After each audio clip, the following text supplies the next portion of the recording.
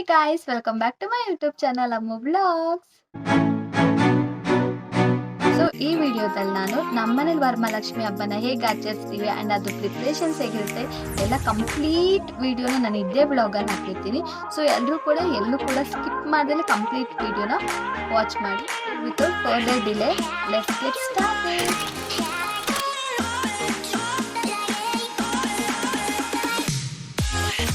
First ನಾವು shopping ಹೋದ್ವಿ. ಹಬ್ಬಕ್ಕೆ ಏನೇನು ಐಟಮ್ಸ್ ಬೇಕು ಎಲ್ಲ ತೊಗೊಬರೋಣ ಅಂತ ಹೋದ್ವಿ. ಲೈಕ್ ಹೂವು, ಹಣ್ಣು, ಆಮೇಲೆ ಇದನ್ನ ತುಂಬ ಐಟಮ್ಸ್ ಇತ್ತು ತರೋದು. ಸೊ ಎಲ್ಲ ತೊಗೊಬಂದುಬಿಟ್ರೆ ಬೇರೆ ಪ್ರಿಪ್ರೇಷನ್ಸ್ ಮಾಡ್ಕೊಳ್ಳೋಕ್ಕೆ ಈಸಿ ಆಗುತ್ತೆ ಅಂತ. ನಾವು ಹೋಗಿದ್ದು ಥರ್ಸ್ಡೇ ಆಫ್ಟರ್ನೂನ್. ಸೊ ಅಷ್ಟೊಂದು ರಶ್ ಇರಲಿಲ್ಲ. ಬಟ್ ನಾವೇನಾದರೂ ಸಂಜೆ ಏನಾದರೂ ಹೋಗಿರೋ ಸಿಕ್ಕಾಪಟ್ಟೆ ರಶ್ ಇತ್ತು. ಬಿಕಾಸ್ 1 ವೀಕಿಂದನೂ ಯಾವಾಗಲೇ ಹೋದ್ರೂ ಸಿಕ್ಕಾಪಟ್ಟೆ ರಶ್ ಇರ್ತಿತ್ತು. ಸೊ ನಾವು ಆಫ್ಟರ್ನೂನೇ ಪ್ಲ್ಯಾನ್ ಮಾಡ್ಕೊಂಡು ಹೋದ್ವಿ, ಅವಾಗ ಸ್ವಲ್ಪ ಕಮ್ಮಿ ಜನ ಇರ್ತಾರೆ ಅಂತ.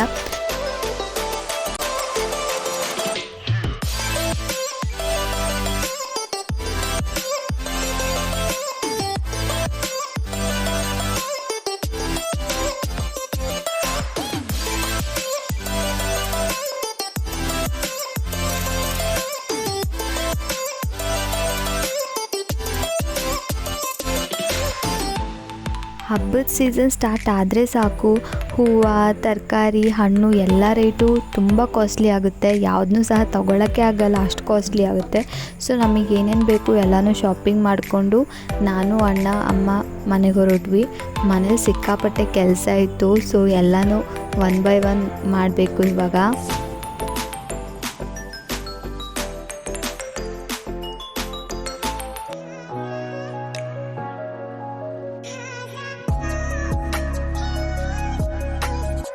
ಸೊ ಫಸ್ಟ್ ನಾನಿಲ್ಲಿ ಎಲ್ಲ ಕಲರ್ಸ್ಗೂ ಸ್ವಲ್ಪ ರಂಗೋಲಿ ಮಿಕ್ಸ್ ಮಾಡಿ ಇಕ್ತಿದ್ದೀನಿ.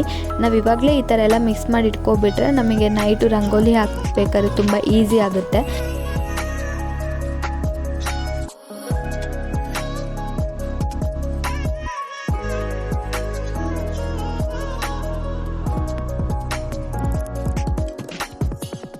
ಹಬ್ಬ ಅಂದಮೇಲೆ ತಿಂಡಿಗಳು ಇರಲೇಬೇಕಲ್ವ, ಇಲ್ಲಾಂದರೆ ಅದು ಹಬ್ಬ ಅನ್ನೋ ಫೀಲೇ ಕೊಡಲ್ಲ ನಮಗೆ.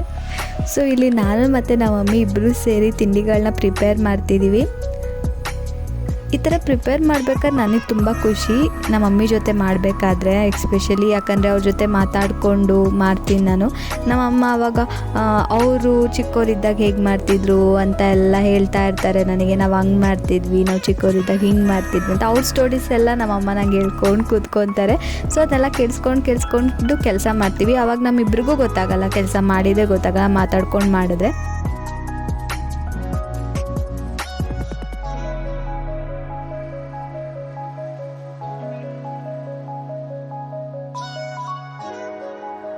ನೆಕ್ಸ್ಟ್ ನಾವಿಲ್ಲಿ ಚಕ್ಲಿ ಪ್ರಿಪೇರ್ ಮಾಡ್ತಿದ್ದೀವಿ. ನಾನು ನಮ್ಮಮ್ಮ ಮಾತಾಡೋಕ್ಕೆ ಸ್ಟಾರ್ಟ್ ಮಾಡಿದ್ರೆ ಮಾತಾಡ್ತಾನೆ ಇರ್ತೀವಿ. ನಮ್ಮಮ್ಮ ಸೈಲೆಂಟ್ ಆಗ್ಬೋದೇನೋ, ಬಟ್ ನಾನಂತೂ ಸೈಲೆಂಟ್ ಆಗೋದೇ ಇಲ್ಲ, ವಟ ಅಂತ ಮಾತಾಡ್ತಾನೆ ಇರ್ತೀನಿ. ಅವಾಗ ನಮ್ಮ ಮಮ್ಮಿಗೆ ಬೋರ್ ಆಗಲ್ಲ. ಅವ್ರ ಪಾಡಿಗೆ ಅವ್ರು ಕೆಲಸ ಮಾಡ್ತಿರ್ತಾರೆ, ನನ್ನ ಪಾಡಿಗೆ ನಾನು ಮಾತಾಡ್ತಿರ್ತೀನಿ. ಅವ್ರನ್ನೂ ರೇಗಿಸ್ತಿರ್ತೀನಿ ನಾನು ಯಾರನ್ನೂ ಬಿಡಲ್ಲ. ನಮ್ಮ ಮನೇಲಿ ಎಲ್ಲರೂ ರೇಗಿಸ್ಕೊಂಡು ಜೋಕ್ ಮಾಡ್ಕೊಂಡು ಇದ್ದೇ ಇರ್ತೀನಿ ನಾನು. ನಮ್ಮಮ್ಮ ಆಚೆ ಹೋಗಿ ಬರೋ ಸೈಕಲ್ ಗ್ಯಾಪಲ್ಲಿ ನಾನು ಏನಾದ್ರು ಟ್ರೈ ಮಾಡೋಣ ಅಂತ ಇವಾಗ ನಾನು ಕೂಡ ಚಕ್ಲಿ ಬೇಯಿಸ್ತಾ ಇದ್ದೀನಿ.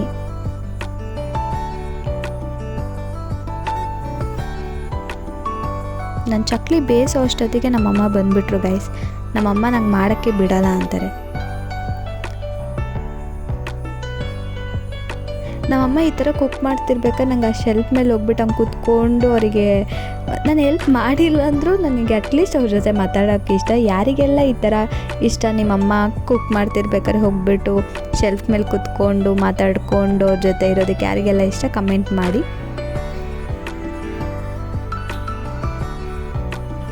ಆಮೇಲೆ ನಮ್ಮಮ್ಮ ಉಳಿದಿರೋ ಹಸಿಟ್ಟಲ್ಲಿ ನನಗೆ ಕೋಡ್ಬೇಳೆ ಮಾಡಿಕೊಟ್ರು.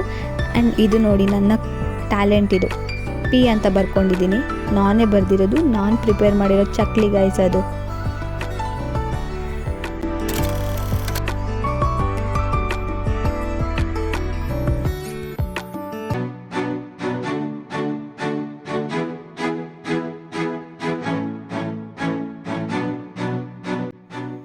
ನೆಕ್ಸ್ಟ್ ನಾನು ಬ್ಯಾಕ್ಗ್ರೌಂಡ್ ಡೆಕೋರೇಷನ್ಗೆ ಎಲ್ಲನೂ ಅರೇಂಜ್ ಮಾಡ್ಕೊತಿದ್ದೆ. ಈ ಸಲ ನಾನು ಬಾಳೆ ಎಲೆಯಲ್ಲಿ ಡೆಕೋರೇಟ್ ಮಾಡೋಣ ಅಂತ ಅಂದ್ಕೊಂಡಿದ್ದೆ. ಸೊ ನಾನು ಅದನ್ನೆಲ್ಲ ಒಂದು ಲೆವೆಲಿಗೆ ಕಟ್ ಮಾಡ್ಕೊತಿದ್ದೆ. ನಾನು ಡೆಕೋರೇಷನ್ಗಿಲ್ಲಿ ನನ್ನ ಮಿಲ್ಕಿ ಹೆಲ್ಪ್ ಮಾಡ್ತಿದ್ದಾರೆ. ಐ ಮೀನ್ ನನ್ನ ಅಪ್ಪ, ನಾನು ಅವ್ರನ್ನ ಮಿಲ್ಕಿ ಅಂತ ಕರಿತೀನಿ.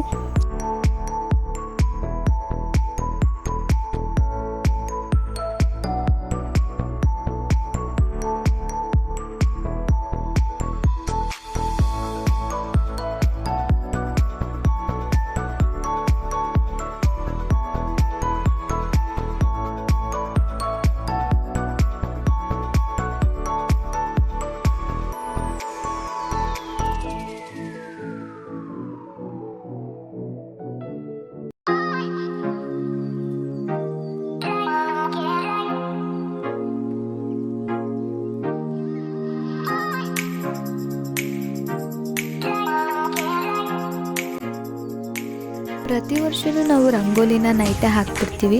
ಅಮ್ಮ ರಂಗೋಲಿ ಹಾಕ್ತಾರೆ, ನಾನು ಕಲರ್ಸ್ ಹಾಕ್ತೀನಿ.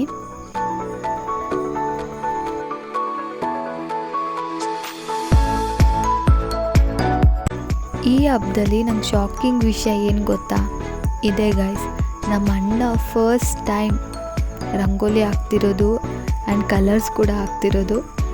ಯಾವತ್ತೂ ಹಾಕಿಲ್ಲ ಅವರು, ಇದೇ ಫಸ್ಟ್ ಟೈಮ್ ಅವರೇ ಬಂದು ನಾನು ಹಾಕ್ತೀನಿ ಅಂತ ಹಾಕ್ತಿರೋದು. ನನಗೂ ನಮ್ಮ ಮಮ್ಮಿಗೂ ತುಂಬ ಶಾಕ್ ಆಯಿತು ಇದರಿಂದ. ನೆಕ್ಸ್ಟ್ ಆಮೇಲೆ ನನಗೆ ಬಂದುಬಿಟ್ಟು ಡೆಕೋರೇಷನ್ಸ್ಗೆಲ್ಲ ಹೆಲ್ಪ್ ಮಾಡಿದ್ರು ನಮ್ಮಣ್ಣ. ಹೆಲ್ಪಲ್ಲ, ಟೋಟಲಾಗಿ ಅವರೇ ಮಾಡಿದ್ರು. ಪಾಪ ಐಡಿಯಾ ನಂದು, ಬಟ್ ಮಾಡಿದ್ದೆಲ್ಲ ನಮ್ಮ ಅಣ್ಣನೇ. ನಾನು ಜಸ್ಟ್ ಅವ್ರಿಗೆ ಏನೇನು ಬೇಕು ಅದನ್ನೆಲ್ಲ ಕೊಡ್ತಿದ್ದೆ ಅಷ್ಟೇ, ಹೆಲ್ಪ್ ಮಾಡ್ತಿದ್ದೆ ಅಷ್ಟೇ ನಮ್ಮ ಅಣ್ಣಂಗೆ ನಾನು.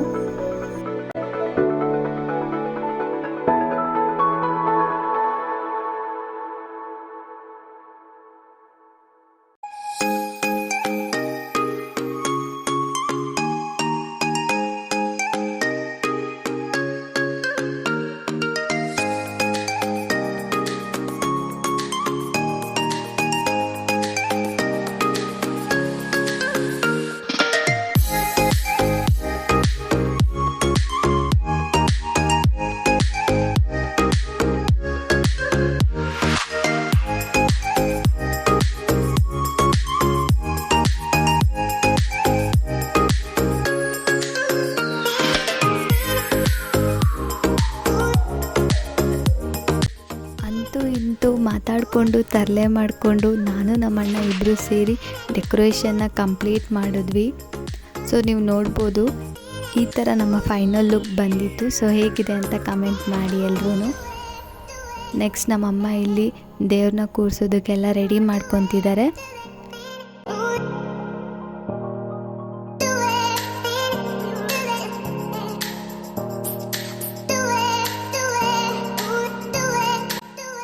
ನಾನಿಲ್ಲಿ ದೇವರಿಗೆ ಸ್ಯಾರಿ ಎಲ್ಲ ಪಿನ್ ಮಾಡ್ತಿದ್ದೆ. ನಾನು ಸ್ಯಾರಿ ಎಲ್ಲ ಆಲ್ಮೋಸ್ಟ್ ಪಿನ್ ಮಾಡಿದ್ದೆ, ಜಸ್ಟ್ ಅದೊಂದು ಸೆರ್ಗೊಂದು ಪಿನ್ ಮಾಡಬೇಕಿತ್ತು ಅಷ್ಟೇ. ಅದಕ್ಕೆ ಅಮ್ಮ ಹೆಲ್ಪ್ ಮಾಡ್ತಿದ್ರು. ಆಮೇಲೆ ನಾನು ಅಮ್ಮ ಇಬ್ಬರು ಸೇರಿಕೊಂಡು ಸ್ಯಾರಿ ಉಡ್ಸಿದ್ವಿ ದೇವರಿಗೆ. ಸೊ ನಾವು ನೈಟೇ ಈ ಥರ ಸ್ಯಾರಿ ಎಲ್ಲ ಉಡಿಸ್ಬಿಟ್ಬಿಟ್ರೆ ಬೆಳಗ್ಗೆಗೆ ನಮಗೆ ತುಂಬ ಹೆಲ್ಪ್ ಆಗುತ್ತೆ. ಅಮ್ಮ ಬೇರೆ ಕೆಲಸನೂ ಮಾಡ್ಕೊತಿರ್ತಾರೆ.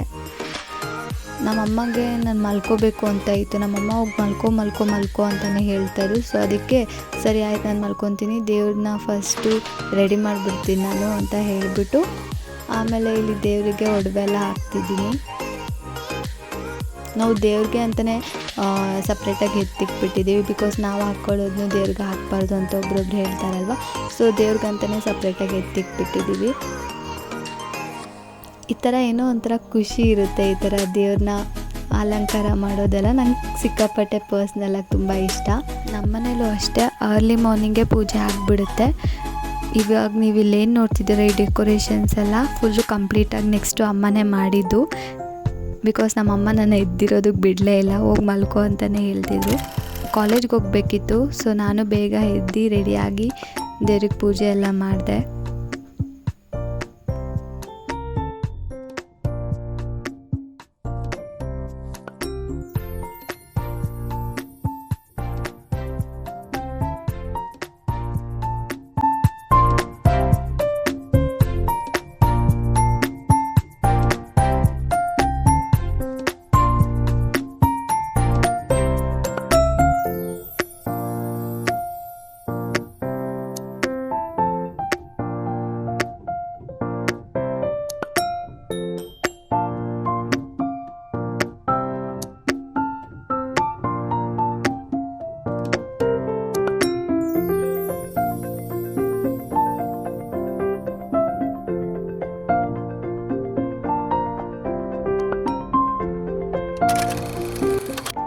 ನೋಡಿ ಇಲ್ಲಿ ನಮ್ಮ ಕ್ಯಾಮ್ರಾಮನ್ ಯಾರು ಅಂತ. ನಮ್ಮ ಪೂಜೆ ವಿಡಿಯೋ ಎಲ್ಲನೂ ಅಪ್ಪನೇ ಕ್ಯಾಪ್ಚರ್ ಮಾಡಿದ್ದು. ಪಾಪ ಒಂಚೂರು ಬೇಜಾರು ಮಾಡ್ಕೊಳ್ದಲ್ಲೇ ಡ್ಯಾಡಿ ನನಗೆಲ್ಲ ವೀಡಿಯೋಸ್ನು ಕ್ಯಾಪ್ಚರ್ ಮಾಡಿಕೊಟ್ರು. Thank you daddy.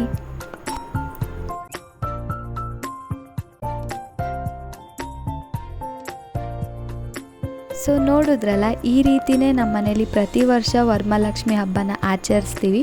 ಸೊ ನೀವು ನಿಮ್ಮ ಮನೇಲಿ ಹೇಗೆ ಹಬ್ಬ ಸೆಲೆಬ್ರೇಟ್ ಮಾಡ್ತೀರಾ ಅಂತ ಕಮೆಂಟ್ ಮಾಡಿ ತಿಳಿಸಿ.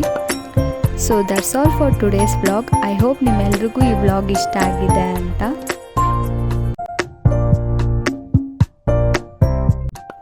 ಸೊ ಎಲ್ಲರೂ ಲೈಕ್ ಮಾಡಿ, ಶೇರ್ ಮಾಡಿ, ಕಮೆಂಟ್ ಮಾಡಿ ಆ್ಯಂಡ್ ಸಬ್ಸ್ಕ್ರೈಬ್ ಮಾಡಿ.